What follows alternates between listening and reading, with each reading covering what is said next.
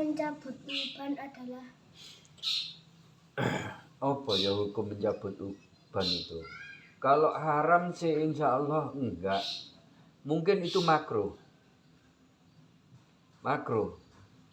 Atau barangkali kalau orang itu membenci uban itu yang haram. Kan kadang-kadang ono wong kepingin tampil muda ya. Jadi wis uwanen koyo abang ini iki. Terus kepingin cek ketok nom. Ya mbok ada keperluan apa dengan tampil mudanya, mungkin bisnis, mungkin kepingin kawin lagi. Wah. Cek payu maneh kan ngono ya. Nah, itu terus disemir rambutnya dengan semir hitam. Nah, dia membenci uban itu haram. Karena uban itu ternyata membuat Allah itu enggak mentolo kate nyiksa. Jadi kalau misalnya ada orang mati sudah tua atau belum tua betul, kemudian rambutnya itu beruban, beruban putih plak atau putih sebagian, jadi dua warna, hitam dan putih. Nah, kayak abang ini campuran. Lah itu dia mati, Allah terus membawa dosa, matinya masih membawa dosa. Allah itu kasihan lihat orang yang beruban. Jadi koyok-koyok gak mentolo, sehingga diampuni dosanya itu. Jadi jangan mengambil, mencabut uban atau nyukur atau apa, itu insya Allah hukumnya makruh. Makruh itu dibenci, dilarang tapi tidak dilarang keras. Kan kadang-kadang ada dilarang keras, minum minuman keras, atau dilarang keras merokok di sini, ngono ya. Nah itu tidak dilarang keras, tapi kalau dia sampai benci kepada uban, benci kan ono hati ya. Nah, itu kok benci kepada uban, maka itu yang haram. Karena dengan ditumbuhkannya uban di kepala, itu justru karena Allah sayang kepada orang itu. Sehingga Allah gak mentolo lek kate nyiksa gitu loh. Lah kok menantang nyiksa ya, menantang siksa. Kate gak disiksa ambek Allah kok malah tak cabuti ae. Jenenge nantang siksa. Ayo. Siapa yang menyusui Rasulullah pertama kali? Yang menyusui itu ya ibunya sendiri. Siapa ibunya namanya? Ayo, maca ibu Rasulullah gak apal? Fatimah. Loh, Fatimah iku anake. Ayo, ibuke. Bu Hawa. Hawa iku istrinya Nabi Adam. Ayo. Khadijah. Khadijah itu istrinya Rasulullah yang pertama. Ayo. Enggak terkenal memang, tapi harus diketahui. Mosok Aisyah itu Aminah. Aminah. Aminah. Jadi ibunya itu enggak pakai Siti. Siti ku bahasa Jawa tambah Siti, cek rada alus ngono karepe. Enggak, aslinya namanya Aminah. Nah, terus karena Aminah ibunya Rasulullah itu kurang lancar. Apa itu? Asinya kurang lancar. Sehingga punya saudara ipar yang namanya Abu Lahab. Itu akhirnya jadi musuh Nabi Muhammad ya. Abu Lahab itu seweneng waktu Aminah itu ngelairno putra, seorang putra ganteng, terus wis gantengnya gak podo ambek wong-wong liyane. Si Rasulullah Muhammad iki gak podo. Jadi di ngene Arab itu ada apa jenenge tradisi kalau lahir perempuan dipendem urip-urip, dipateni. Dadi duwe anak wedok iku gak seneng. Ngono, duwe anak wedok iku gak seneng, isin.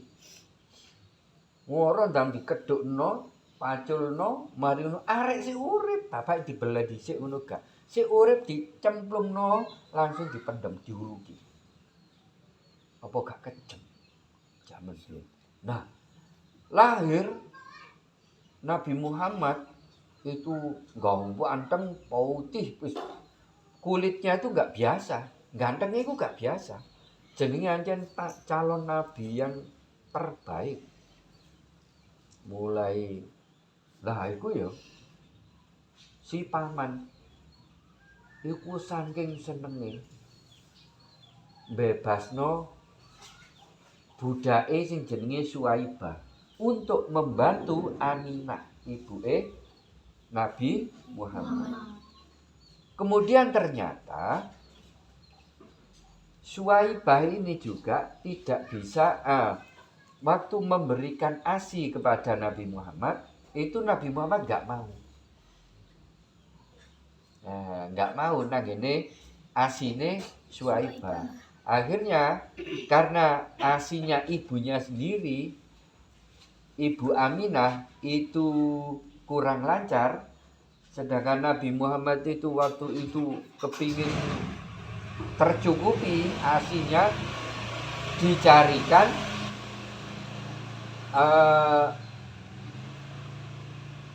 pembantu atau tukang nyusui. Lho nek kono iku ana ngono iku. Tukang susu iku ana. Dadi teteke gembleh-gembleh gede nyusoni wong akeh. Iso kaya alah ya Bu. Nah, itu loh. Siapa yang menyusui kalau begitu setelah ibunya sendiri? Ayo, siapa sing nyusoni? Halimatus Sa'diyah. Ini orang desa. Katakanlah koyo wong ngembat iki. Wong ngembat iki sing melarat-melarat waktu laib ya, gak ono garapan, gak ono premanan, mudhun nang ngene po jajar kono. Karena krungu dibutuhkan seorang yang menyusui. Akhirnya disewa si Suwaibah ini untuk menyusui Nabi Muhammad. Dibayar oleh pamane, jenenge sapa, Mang? Abu Lahab. Padahal akhirnya Abu Lahab itu jadi musuhnya Nabi Muhammad. Tapi dengan kelahiran Nabi Muhammad, sowan neng ya akhirnya kaya ngono iku sikape Abu Lahab. Nah, jadi yang menyusui pertama tetap ibunya sendiri. Siapa? Aminah. Cuma karena kurang lancar ASInya, disusukan kepada Suwaibah. Oh, itu ceritanya panjang dengan Suwaibah. Sampai dewasanya Nabi Muhammad, tuanya Suwaibah itu masih seperti ibu kandungnya. Ibu susuan itu disikapi Nabi Muhammad seperti ibu kandungnya sendiri. Wah, gak usah tahu cerita, pokoknya seperti itu. Ya. Puasa yang dapat menghapus dosa 2 tahun adalah Apa? puasa yang dapat menghapus dosa 2 tahun.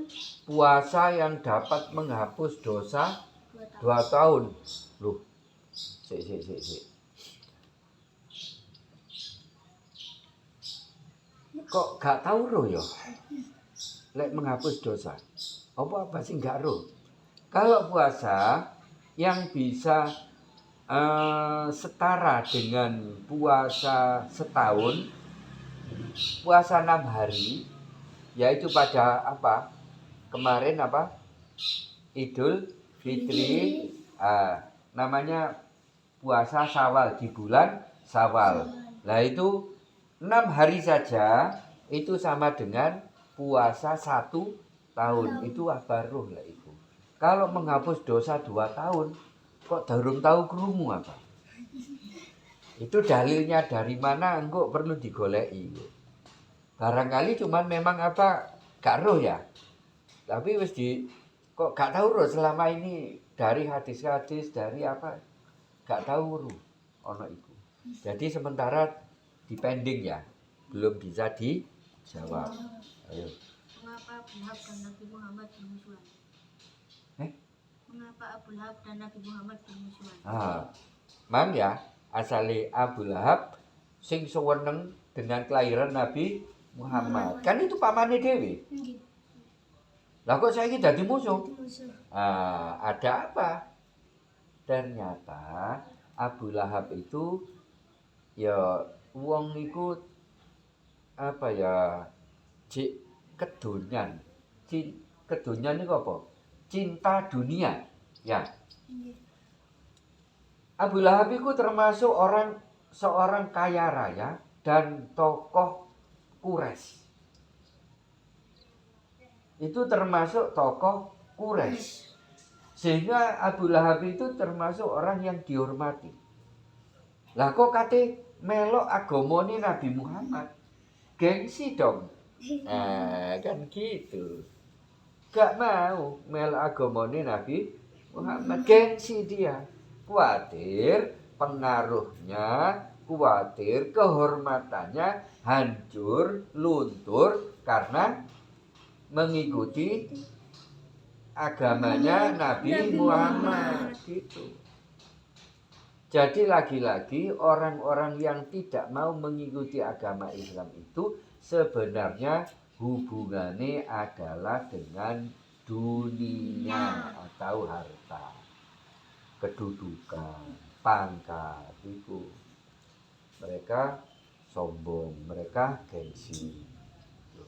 Jadi Abu Lahab itu karena gengsinya. Dia mengakui loh, kebenaran Nabi Muhammad itu sudah menyaksikan banyak sekali mukjizat Nabi Muhammad.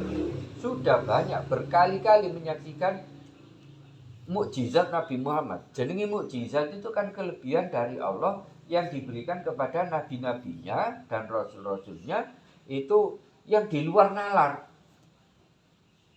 Tahu Nabi Muhammad sholat menghadap Ka'bah, pas ono ngene Ka'bah, umpama iki Ka'bah.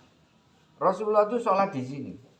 Ini sapa iki Abu Lahab ini ono ndukur iku nggo watu gede. Kate ditibakno nang ngene sirahe Nabi Muhammad. Lho ngono iku tiba nang awake dhewe. Nibani Abu Lahab dhewe. Kate dicul nang ngene lho. Terbalik. Iya. Kalau itu bukan Allah siapa lagi yang menolong? Kan anune dukur. Apa Ka'bah kan dukur. 10 meter tingginya. Nah, Abu Lahab ana ndukure kono kate dibiyuki watu gede. Tapi ditolong oleh Allah. Akhirnya nibane awake dhewe. Lho wis bolak-balik Abu Lahab itu. Ngeneknya awake dhewe. Tapi dia tetap saja karena kesombongan. Benarkah Rasulullah menjanjikan surga bagi para syuhada? Oh iya. Iya.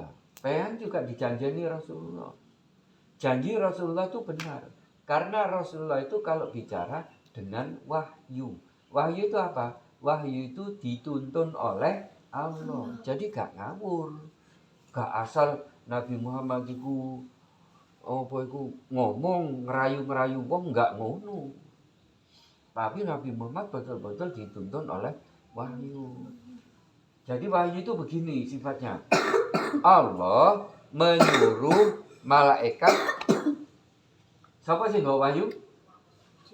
Jibril. Malaikat Jibril yang bersahabat dengan Nabi Muhammad yang diperintah Allah untuk menyampaikan wahyu kepada nabi-nabi termasuk kepada Nabi Muhammad. Nah, setelah wahyu itu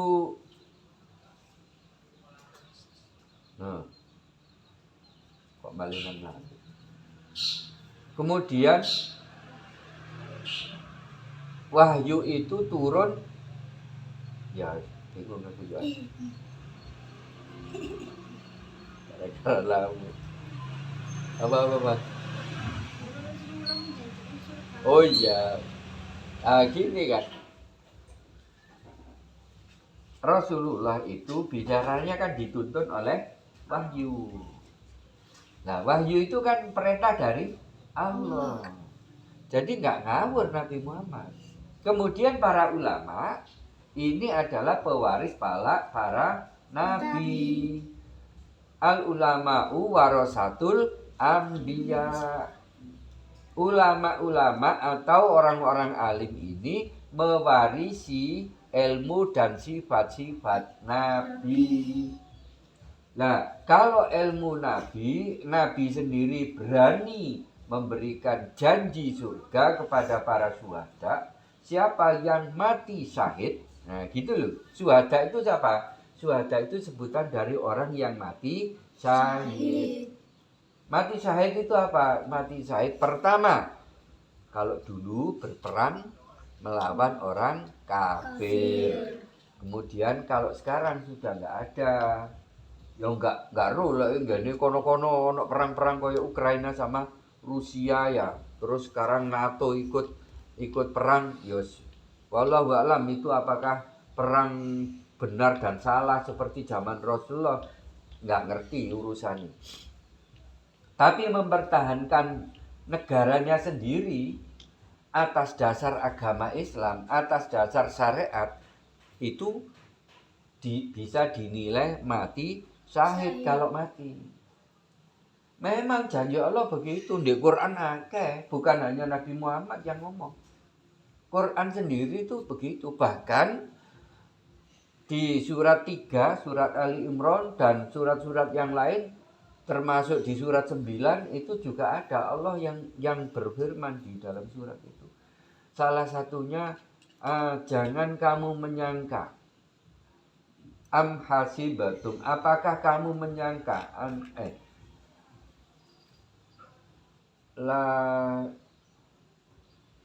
hasibatum. Lali. Kok gak ada keliru lali. Jadi artinya itu seperti ini. Apakah kamu mengira bahwa orang-orang yang mati syahid itu adalah mati? Tidak. Mereka itu hidup, hanya saja kamu tidak menyadarinya. Loh, orang yang mati syahid itu urip ternyata. Enggak mati. Secara fisik, wis mati, ono sing disodo ambek pedang, ono sing di ambil apa? Tombak, ono sing kena panah, ono sing ditugel gulune. Mati kan? Awake mati, tapi jiwanya tetap hidup di sisi Allah. Bahkan mereka makan minum dari makanan surga. Dijamin oleh Allah. Jadi janji Rasulullah itu benar, karena Rasulullah selalu dibimbing oleh wahyu gitu. Lah ulama niru janji Rasulullah. Lah untuk sekarang bagaimana? Kamu mencari ilmu, kamu berangkat sekolah, kamu berangkat ngaji, itu termasuk juga syahid kalau mati. Itu loh. Jadi syahid itu untuk zaman sekarang yang nggak ada musuh orang kafir, kita cukup mencari ilmu, itu termasuk juga thalabul ilmi, atau mencari ilmu itu termasuk berjuang fisabilillah. Jadi kalau mati orang yang berjuang, karena orang mencari ilmu, baik ilmu ngaji, ilmu di pondok maupun ilmu sekolah, itu dihukumi berjuang di jalan Allah, maka kalau mati dia juga mati syahid gitu. Cuman cara penyikapannya nanti beda. Orang yang mati syahid itu gak usah dikafani. Jadi langsung dikubur sak pakaiane, sak gete-getene, lek awake kena bacok, kena apa pokoke sing Iku dikubur kabeh. Gak usah didusi, gak usah dikafani. Itu orang yang mati di medan perang. Nah, mati ketika pergi sekolah, mati ketika pergi bekerja, itu mati syahid.